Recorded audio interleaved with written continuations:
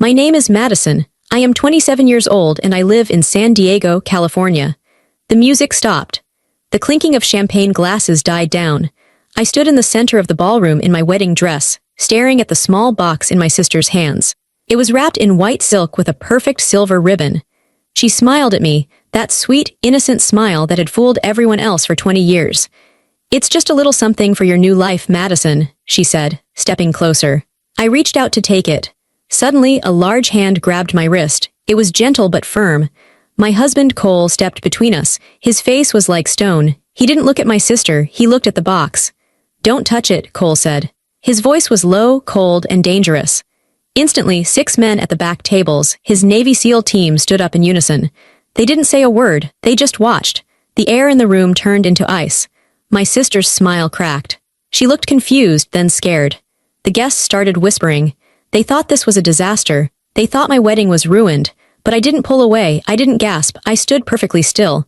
My name is Madison. And I knew exactly what was in that box.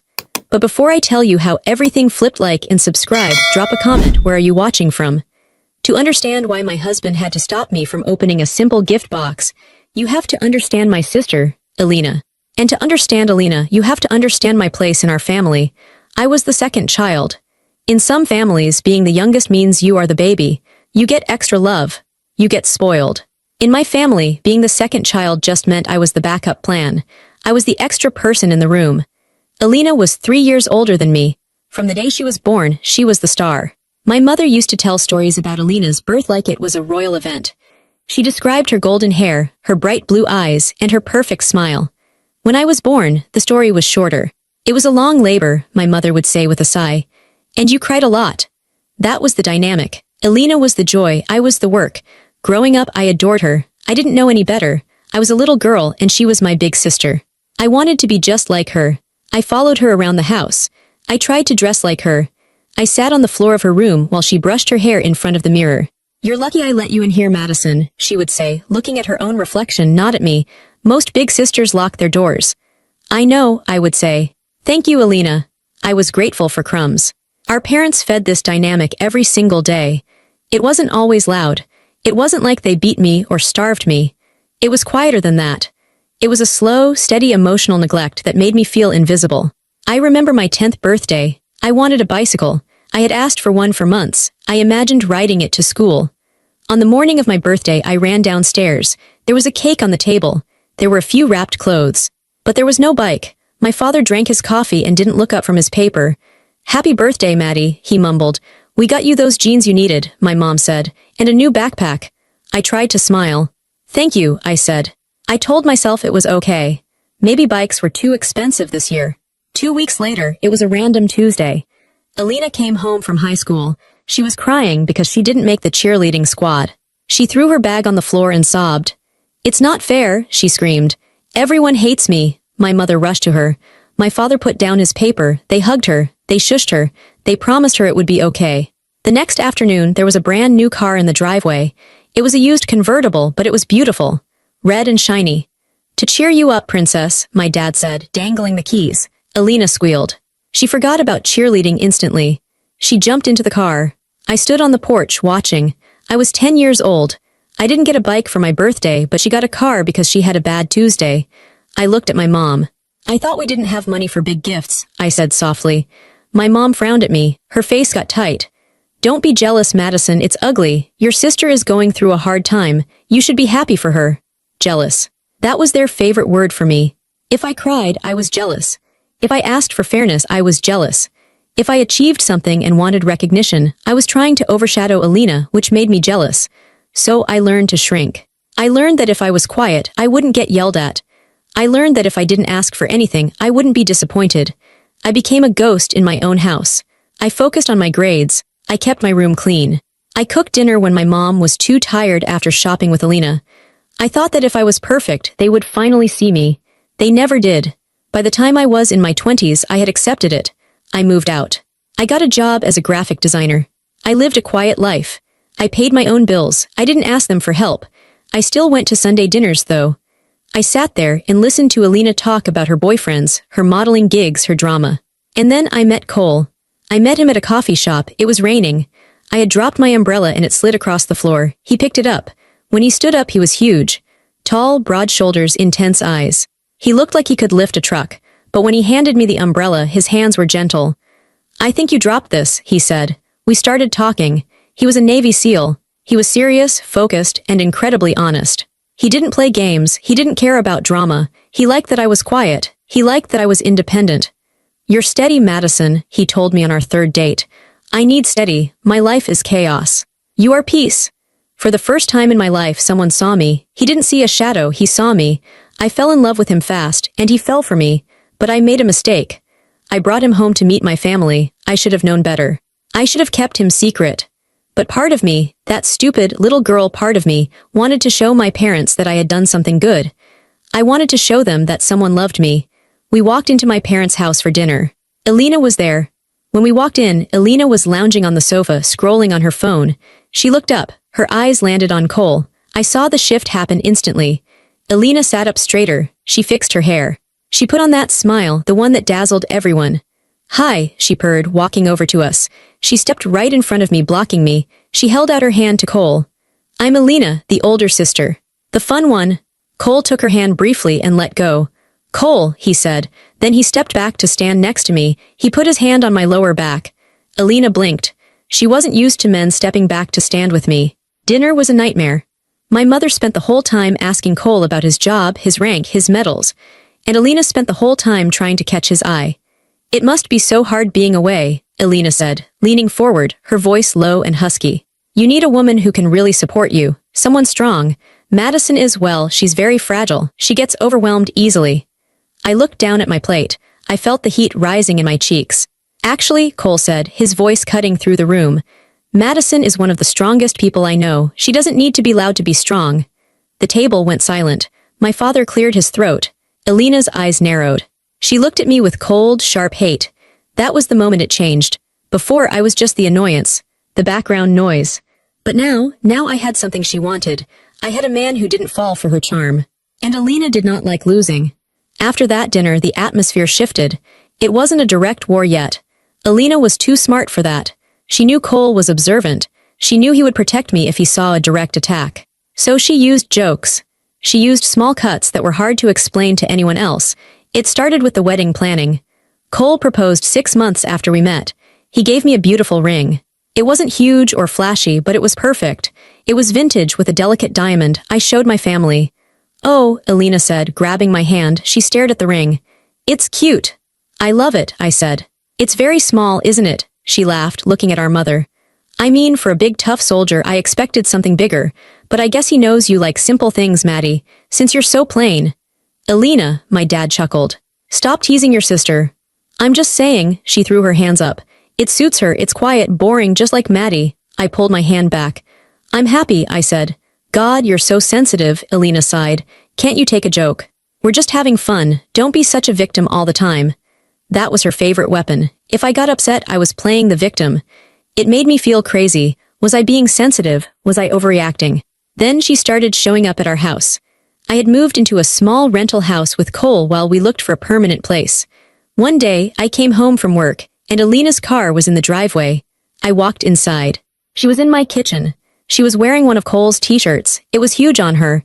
She had tied it at the waist to make it look sexy. She was cooking something on the stove. "What are you doing here?" I asked, dropping my keys. "Oh, hey sis," she chirped. "Mom gave me the spare key. She said you wouldn't mind. I was just in the neighborhood and thought I'd make dinner for you guys. You work so hard, you look so tired lately." She walked over to me and brushed a stray hair from my face. Her nails were long and sharp. "You look exhausted, Madison. You're letting yourself go a bit, aren't you? You have to be careful. Men like Cole, they have needs. They need a woman who keeps up." My stomach twisted. "Take off my husband's shirt, Elena," she laughed, a high tinkling sound. "Relax, I spilled coffee on my blouse. Cole said it was fine." "Cole is here. He's in the shower," she said, smirking. "He just got back from a run. We had a nice chat." I felt sick. I felt like an intruder in my own home. Just then, Cole walked into the kitchen.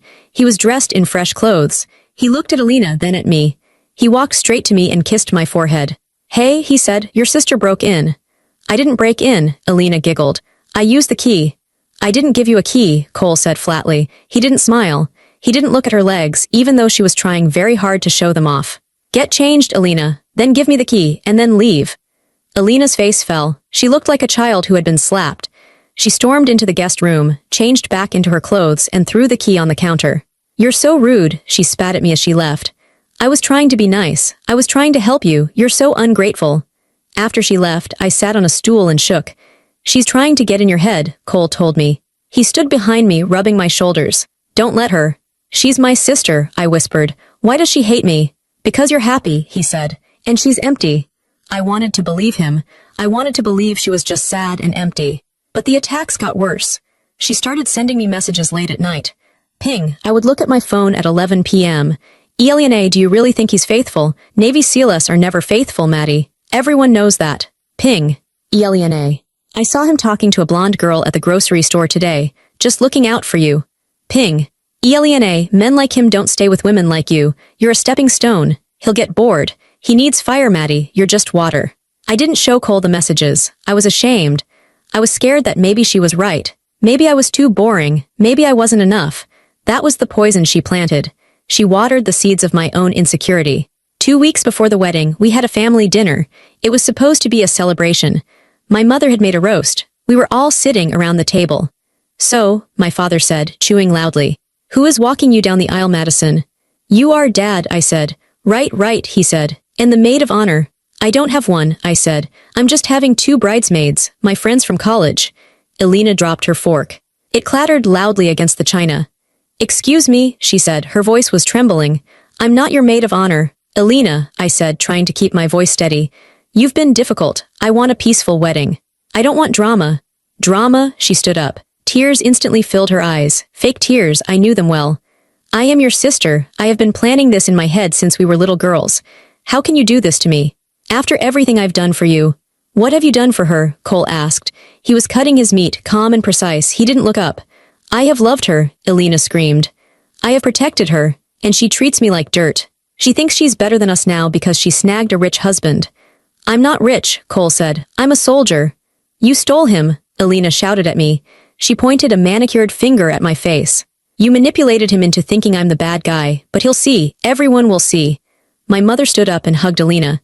Madison, apologize to your sister. Look at her. You've broken her heart. I won't apologize, I said. I felt my heart hammering in my chest. It's my wedding. It's a family event, my dad yelled.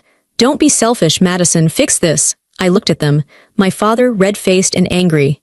My mother, coddling a grown woman who was faking a tantrum. And Alina, looking at me over my mother's shoulder. She wasn't crying anymore. She was smiling. A tiny, cold smile. Fine, Alina said, pulling away from Mom. She wiped her dry cheeks. It's fine. I don't need to be maid of honor. I'll just be a guest. I'll just be a supportive sister. She walked over to me. She leaned down close to my ear. I'll get you a gift, she whispered. A special gift.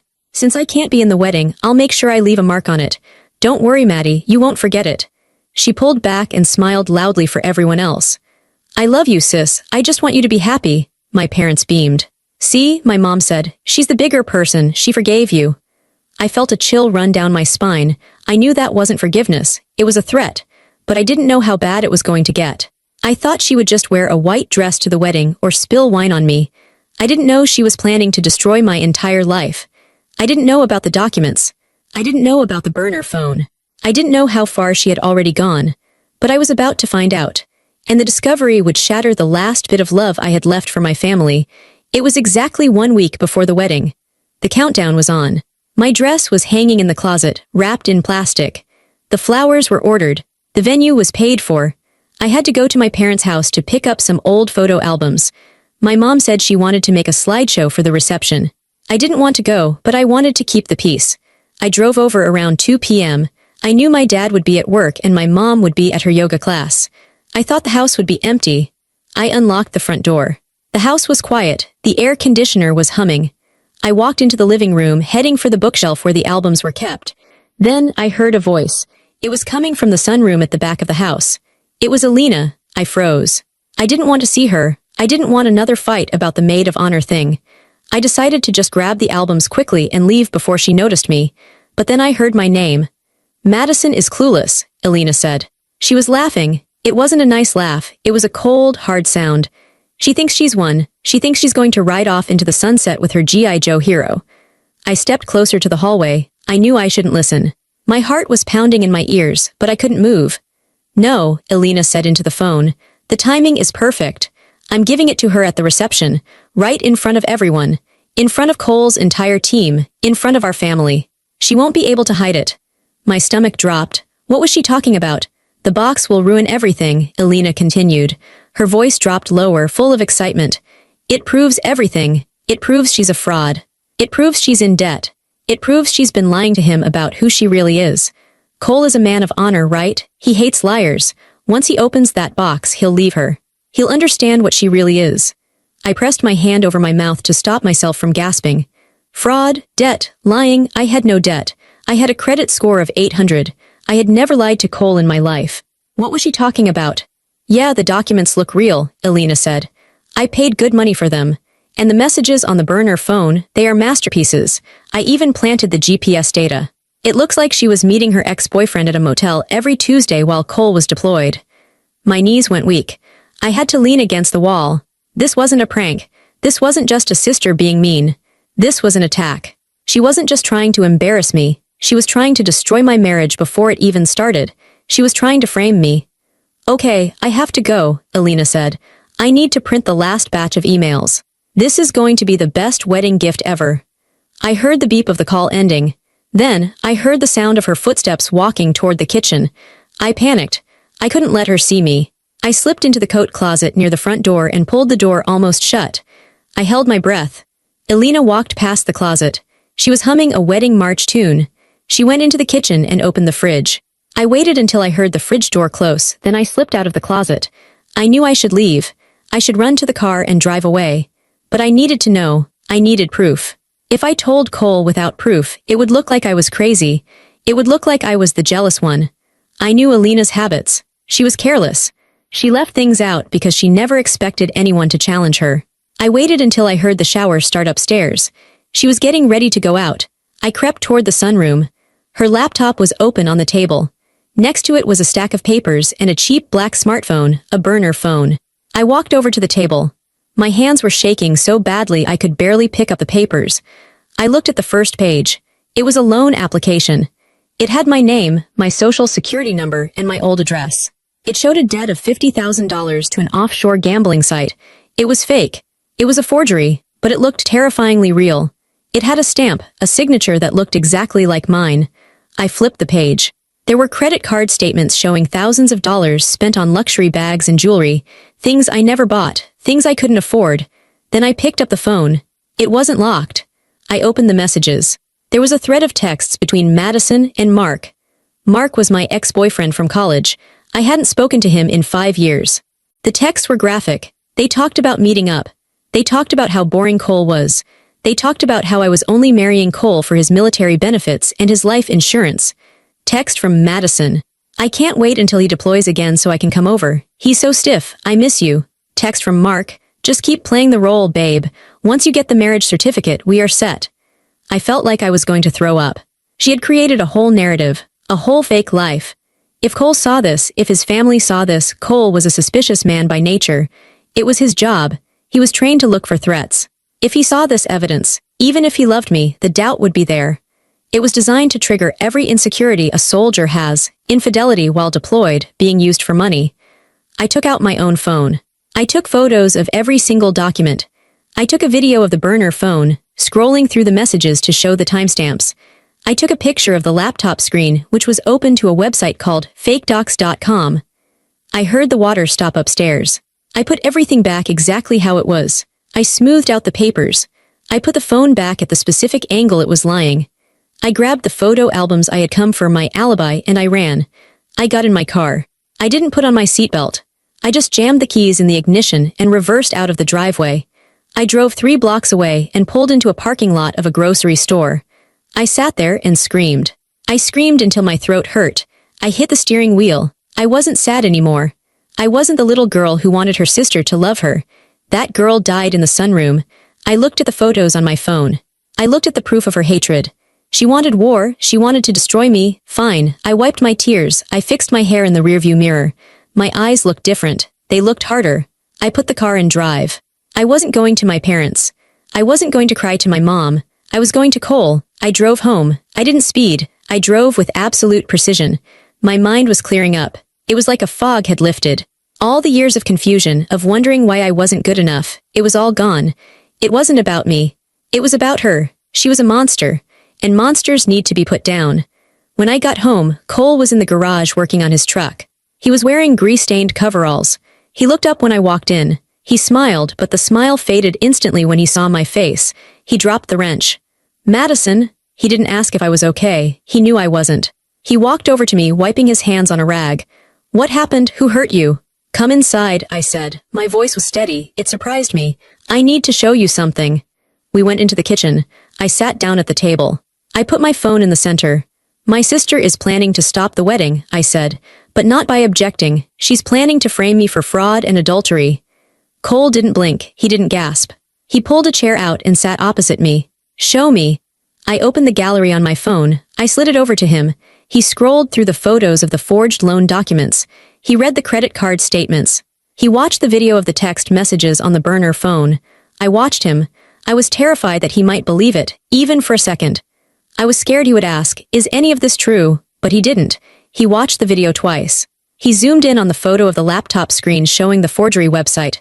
Then he set the phone down gently. He looked at me. His eyes were different. Usually his eyes were warm when he looked at me. Now they were black holes. They were the eyes of a man who hunted bad people for a living. She's bringing this to the wedding? He asked. His voice was terrifyingly quiet. Yes, I said. She called it a gift box. She wants to open it in front of your team. She wants to humiliate me publicly. She thinks you'll leave me. Cole stood up. He walked to the window and looked out. He stood there for a long time. The silence stretched out. She made a mistake, Cole said softly. What do we do? I asked. Do we cancel the wedding? Do we uninvite her? If I tell my parents, they'll just deny it. They'll say I'm making it up, or they'll say it's a misunderstanding. Cole turned around. No, we don't cancel. We don't uninvite her. He walked back to the table and leaned down, placing his hands on my shoulders. If we stop her now, she will just try again later, he said. She will keep coming for you. She will keep spreading rumors. We have to end this, Madison, permanently. How? We let her do it, Cole said. I stared at him. What? We let her walk into her own trap, he said. She wants an audience, we'll give her one. But we need to be ready. Cole took out his phone. He made 3 calls. The first call was to a man named David. Dave, I need a favor. I need a forensic accountant and a private investigator. Tonight. Yeah, it's personal. My fiancé is being targeted. I need a full background check on her sister. I need bank records. I need proof of purchase for a burner phone. I need everything. The second call was to his lawyer. Hi, Mr. Henderson. I have a situation involving fraud, identity theft, and defamation. I need you at my wedding reception. Yes, bring the paperwork for a restraining order and a civil suit. Have the police on standby. The third call was to his team leader, a man named Jackson. Jax, Cole said. Operation is green for the wedding. No, not a mission. A domestic threat. I need the boys to be sharp. No drinking until the package is secured. The target is the sister. I'll brief you on the details. He hung up and looked at me. It's handled. I felt a wave of relief so strong I almost cried. I wasn't fighting alone anymore. What do? I asked. You do exactly what she expects, Cole said. You play the victim one last time. You act nervous. You act shy. Let her think she's winning. Let her think she has the element of surprise. When she hands you that box, she needs to feel totally safe. The next few days were a blur of acting. We had the rehearsal dinner 2 days later. I wore a pale pink dress. I kept my head down. Elena was in top form. She toasted us with a glass of champagne. To my baby sister, she said, smiling at the room. And to Cole, I just hope you two really know each other. Marriage is about total honesty. No secrets, right? She winked at me. My mother clapped. Oh, that's so sweet, Elena. Under the table, Cole squeezed my hand. His grip was iron. It was a reminder, hold the line.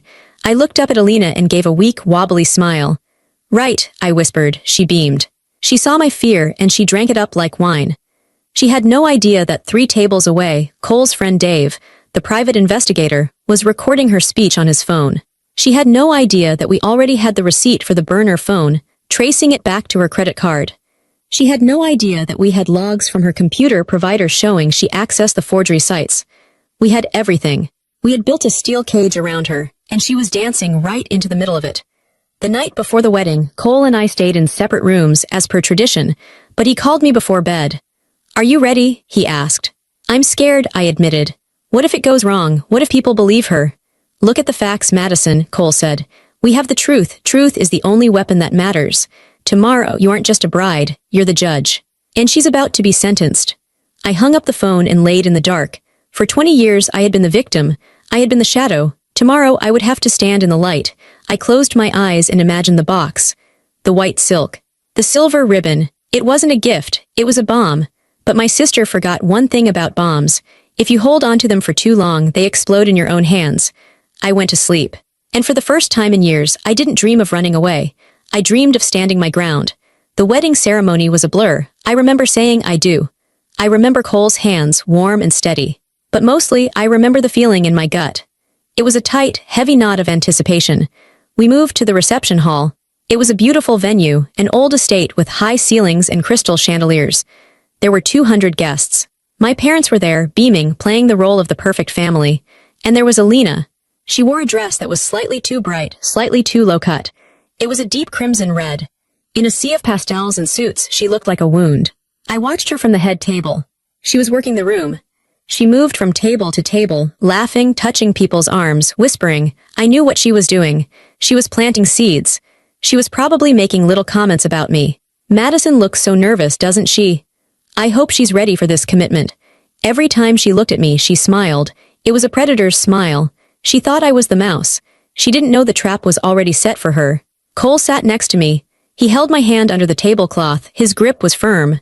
She's getting restless, Cole whispered to me. He wasn't looking at her. He was looking straight ahead, but I knew he saw everything. She's checked her watch 4 times in the last 10 minutes. Is everyone in position? I asked softly. Yes, Cole said. Jackson is at the back. The lawyer is at table 9, looking like a distant uncle. The investigator is by the bar. I looked at table 4. That was the sealed table, 6 men in tuxedos. They weren't drinking. They were laughing and talking, but their eyes were sharp. They were scanning the room. To anyone else, they looked like regular guests. To me, they looked like a wall of protection. Dinner was served. I couldn't eat. I pushed the chicken around my plate. My mother came up to the head table. Madison, honey, you're not eating, she scolded gently. You need to keep your energy up. Alina is going to give her toast soon. She's so excited. I know, Mom, I said. I'm just overwhelmed. Well, smile, my mother said. People are watching. She walked away. She has no idea, I whispered to Cole. She chose her side a long time ago, Cole said. Don't worry about her. Around 8 p.m. the speeches began. The best man gave a funny speech.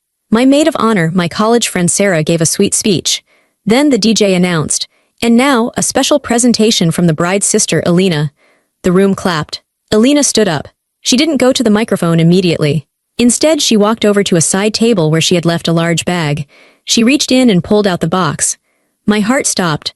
There it was, the white silk box, the silver ribbon. It looked so innocent. It looked like it held a vase or maybe a photo album. But I knew it held my destruction. Alina walked to the center of the dance floor. She held the box with 2 hands. She looked at me. Her eyes were shining with malice. Madison, she said into the microphone. Her voice was shaky, pretending to be emotional. I know we've had our ups and downs. Sisters always do. But I wanted to give you something real today. Something that represents the truth. Because without truth, what is marriage? She started walking toward the head table. The room was silent. Everyone was watching her. They thought this was a touching moment. I squeezed Cole's hand. It's time. Cole nodded. He didn't move yet. He waited. He let her get closer. He wanted her to feel like she had won. He wanted her to be right in front of us, so there was no escape. Alina reached the steps of the head table. She stood right in front of me. Open it, Maddie, she said softly, holding the box out. I think Cole needs to see this too. I reached out my hands. My fingers trembled. I wasn't acting anymore. I was actually terrified. Not of the box, but of what was about to happen. The explosion was about to start. I touched the silk, and that's when Cole moved. Don't touch it. Cole's voice wasn't loud, but it cut through the room like a knife. He stood up abruptly. His chair scraped loudly against the floor. He stepped between me and Alina. He loomed over her. He was 6'4", a wall of muscle and tuxedo. Alina flinched. She pulled the box back slightly. Excuse me. I said don't touch it, Cole repeated. At that exact second, the SEAL team at table 4 stood up. All 6 of them. It was a synchronized movement. Chairs pushed back. Jackets buttoned. They turned and faced the head table. The guests gasped. The whispering started instantly. What's going on? Someone asked. Is he angry? My mother stood up at her table. Cole, what are you doing? It's just a gift. Cole ignored her. He stared down at Alina. You brought a weapon to my wedding, Cole said to her. Alina laughed. It was a nervous, high-pitched sound. A weapon? Cole, don't be dramatic. It's paper. It's just documents. Important ones. Jackson, Cole called out. Jackson, the team leader, walked onto the dance floor. He moved with a strange, calm speed. He walked right up to Alina. Take the box, Cole ordered. Hey, Alina shouted. This is my property. You can't. Jackson didn't listen. He gently but firmly took the box from her hands. She tried to hold onto it, but he was stronger. He took it and placed it on the head table, right in front of an empty seat. Open it, Cole said, carefully. Jackson pulled the silver ribbon. It fell away. He lifted the lid. The room was dead silent. You could hear the air conditioning humming. Jackson reached in and pulled out a stack of papers. He held them up. Read the first one, Cole said. Jackson looked at the paper. His voice was loud, projecting to the back of the room. It is a loan default notice, Jackson read. Issued to Madison Miller. Amount owed $52,000. Reason. Online gambling debt. The crowd gasped. I heard my mother shriek, Madison, Alina smirked. She crossed her arms. See, she said loud enough for the front tables to hear. I told you, she's a fraud. She's been hiding debt. She's a liar. Cole held up a hand to silence the room. Keep reading, Jackson. Jackson pulled out the next item. A printout of text messages. Timestamp 3 months ago. Sender, Madison. Recipient, Mark. Message, I'll be there soon. Cole is on duty. He'll never know. The crowd began to murmur louder. It was a wave of judgment. I saw people looking at me with disgust. My father had his head in his hands. Alina turned to the crowd. She looked triumphant. I'm sorry, she cried out, acting the martyr. I didn't want to do this, but I couldn't let Cole marry a cheater. I had to protect him. She looked at Cole. You're welcome, she said. Cole looked at the papers. Then he looked at me. He didn't look angry. He looked proud. He turned to the crowd. Now, Cole said, let's see what else is in the box. He reached into his own inside pocket. He pulled out a folded piece of paper. Jackson, Cole said, check the metadata on those photos. Jackson picked up the burner phone from the box. He didn't turn it on. Instead, he handed it to the man from the bar, the private investigator, who had just walked up to the table. The investigator plugged a cable into the phone and connected it to a tablet he was holding. He tapped the screen a few times. This phone was purchased at Walmart on 5th Street, the investigator announced. His voice was professional, dry. Date of purchase, October 12th. Credit card used for purchase. He looked up and stared straight at Alina. Alina Miller. Alina's face went white. The smirk vanished. What? She whispered. No. That's someone hacked me. The loan documents, the investigator continued, picking up the paper Jackson had read. The bank listed here, First National Trust of Caymans, does not exist. However, the template for this document was downloaded from a website called fakedocs.com. The IP address that downloaded it matches the Wi-Fi at 42 Maple Drive. The room fell silent again. But this silence was different. It was heavy. It was confused. 42 Maple Drive, Cole said clearly. That is your address, Alina. Alina took a step back. She looked around the room. No, that's a lie. He's lying. Madison put him up to this. Cole stepped forward again. He picked up the stack of evidence she had brought. You spent weeks forging these, Cole said. You forged her signature. You created fake debts. You bought a burner phone and texted yourself to create a fake affair. You planned to humiliate your sister in front of everyone she loves. He threw the papers down on the table. They scattered across the white tablecloth. You didn't bring a gift, Cole said. You brought a confession. The guests were standing up now. They realized what was happening. The shock was turning into anger. They weren't looking at me with disgust anymore. They were looking at Alina. My mother rushed forward. Alina, is this true? Did you make these? Alina was shaking. She looked cornered. She deserves it, she screamed suddenly. The mask fell off completely. Her face twisted into something ugly and hateful. She's nothing. She's boring and weak, and she doesn't deserve him. I was trying to save you, Cole. She's dragging you down. She is the only reason I'm standing here, Cole said. And you are done. Cole nodded to the lawyer, Mr. Henderson, who stepped forward with a man in a police uniform. Alina Miller, the officer said. I need you to come with us. The sight of the police officer snapped something in Alina. She started to panic. Police, she screeched. For what? It's a wedding. It's a prank. You can't arrest me for a prank. I stood up. My legs felt strong. I wasn't shaking anymore. I walked around the table. I walked past Cole, past the CLS, past the lawyer. I stood right in front of my sister. She looked at me. Her eyes were wide and wet with tears. Real tears this time, tears of fear. Maddie, she whimpered. Maddie, tell them it's just a joke. Please, don't let them take me. I looked at her. I looked at the sister I had worshipped for 20 years. I looked for the person I used to love. But there was no one there. Just a sad, bitter woman who couldn't stand to see me happy. I took the microphone from the stand. My voice was soft, but in the quiet room, it sounded like thunder. You trusted me to be blind, I told her. You thought I was the same little girl who would cry in the corner while you stole my life. You never prepared for me to see. Maddie, please, she begged. She reached for my hand. I pulled my hand away. It's not a prank, Alina, I said. It's fraud, it's identity theft, it's criminal impersonation. And we have all of it. We have your search history. We have your bank records. We have the audio recording of you on the phone last week, planning this whole thing. I pointed to the door. You wanted a show, I said. You wanted everyone to watch me leave in shame, but the only one leaving is you.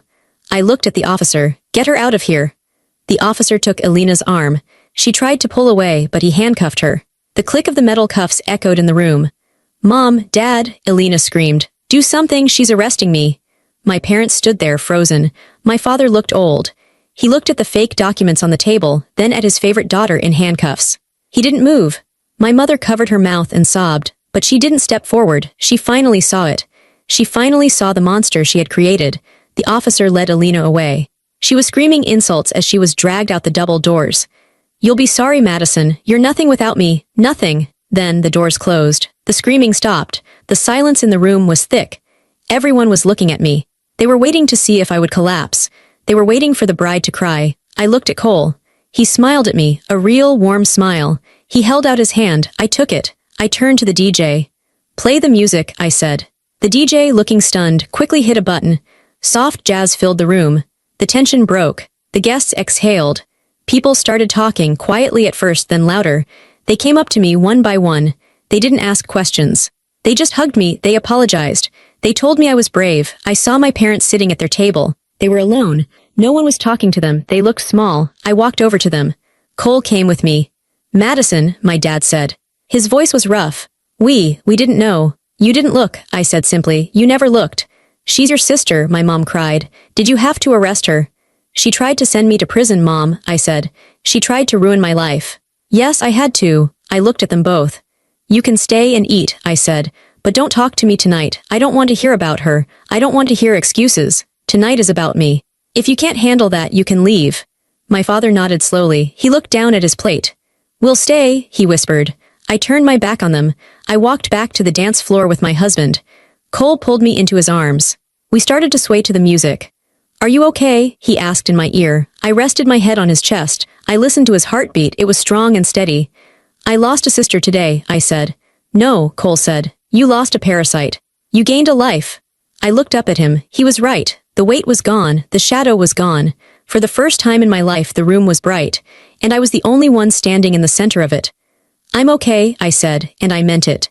I'm free. The reception ended at midnight. It was strange. Usually when a wedding ends, there is a feeling of sadness that the party is over. But for us, it felt like the beginning. We said goodbye to the guests. My parents left quietly around 10 p.m.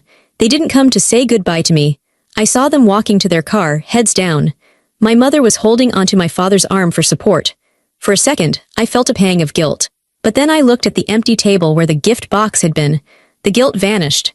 They chose to enable her for 20 years. They chose their path. Cole drove us to the hotel.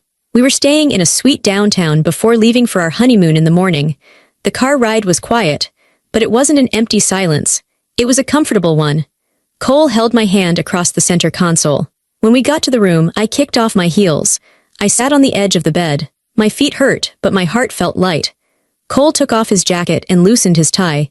He poured 2 glasses of water and handed one to me. You did good today, he said. I didn't do much, I said. You and the team did everything. No, Cole said. He sat next to me. You stood up, you took the microphone, you looked her in the eye. That was the hardest part. The rest was just logistics. I took a sip of water. Do you think she'll go to jail? For a while, Cole said. Fraud is serious. Identity theft is serious. Even if your parents hire a fancy lawyer, she has a record now. She can't hide anymore. And if she ever comes near you again, the restraining order is already filed. I thought about Alina sitting in a cell. She was probably furious. She was probably blaming me. She would never understand that she did this to herself. I paused, searching for the right word. I feel like I can breathe. That's freedom, Cole said. He reached up and unpinned my veil. He set it gently on the nightstand. You know, he said softly, my team, they respect you. Jackson told me tonight that he's never seen someone handle a betrayal like that with so much dignity. You didn't scream. You didn't fight dirty. You just told the truth. Tears pricked my eyes. I always thought I was weak, I whispered. My whole life they told me I was the weak one, the sensitive one. They lied, Cole said, to keep you small. Because they knew if you ever realized how strong you were, you would leave them behind. I realized he was right. My role in the family was to be the punching bag. I was the outlet for their stress. Without me there to take the abuse, they would have to turn on each other. My phone buzzed on the table. It was a text from my mom. Mom, we are home. Elena called from the station. She is hysterical. Please, Madison, drop the charges. For the family, I looked at the screen. The old Madison would have felt guilty. The old Madison would have replied, okay, let's talk. I showed the phone to Cole. He didn't say anything. He just watched me. I typed my reply. Madison. The family you want to save doesn't exist anymore. Do not ask me again. I hit block. Then I went to my contacts. I found Dad. I hit block. I put the phone down. Done? Cole asked. Done, I said. I stood up and walked to the window. I looked out at the city lights. I was a married woman. I had a husband who protected me, who saw me, who loved me. I had a career. I had a life that was entirely my own. I didn't lose a sister today. I didn't lose parents. I removed a tumor. I removed the thing that was making me sick. I turned back to Cole.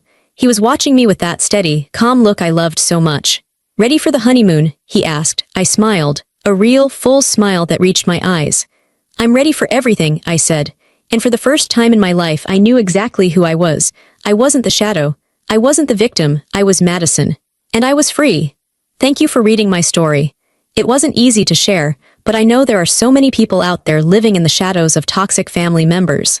If you have ever had a family member who tried to sabotage your happiness and called it love, please know that you are not alone. You are not crazy. And you are not weak. Sometimes, the bravest thing you can do is walk away from the people who share your blood. If this story resonated with you, please hit that subscribe button. Drop a comment below and let me know where you're watching from. Have you ever had to cut off a family member? I want to hear your story, and don't forget to ring the bell so you never miss another true story like this. Stay strong, stay safe, and never let anyone dim your light.